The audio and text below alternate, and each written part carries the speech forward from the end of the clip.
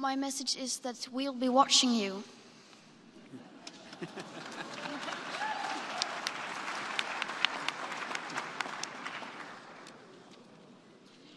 This is all wrong. I shouldn't be up here. I should be back in school on the other side of the ocean. Yet you all come to us young people for hope. How dare you?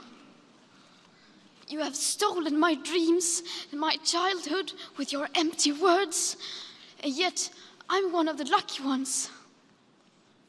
People are suffering. People are dying. Entire ecosystems are collapsing. We are in the beginning of a mass extinction, and all you can talk about is money and fairy tales of eternal economic growth. How dare you?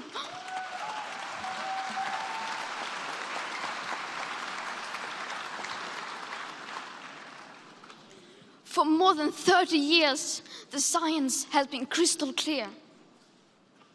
How dare you continue to look away and come here saying that you're doing enough when the politics and solutions needed are still nowhere in sight? You say you hear us and that you understand the urgency. But no matter how sad and angry I am, I do not want to believe that. Because if you really understood the situation and still kept on failing to act, then you would be evil, and that I refuse to believe.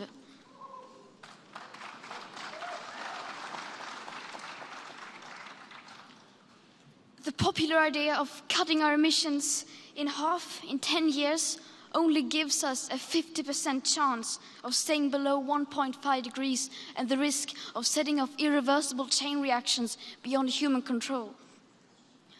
50% may be acceptable to you, but those numbers do not include tipping points, most feedback loops, additional warming hidden by toxic air pollution, or the aspects of equity and climate justice. They also rely on my generation sucking hundreds of billions of tons of your CO2 out of the air with technologies that barely exist. So a 50% risk is simply not acceptable to us, we who have to live with the consequences. To have a 67% chance of staying below a 1.5 degrees of global temperature rise, the best odds given by the IPCC, the world had 420 gigatons of CO2 left to emit back on January 1st, 2018. Today, that figure is already down to less than 350 gigatons. How dare you pretend that this can be solved with just business as usual and some technical solutions? With today's emissions levels, that remaining CO2 budget will be entirely gone within less than 8.5 years. There will not be any solutions or plans presented in line with these figures here today, because these numbers are too uncomfortable and you are still not mature enough to tell it like it is. You are failing us, but the young people are starting to understand your betrayal. The eyes of all future generations are upon you.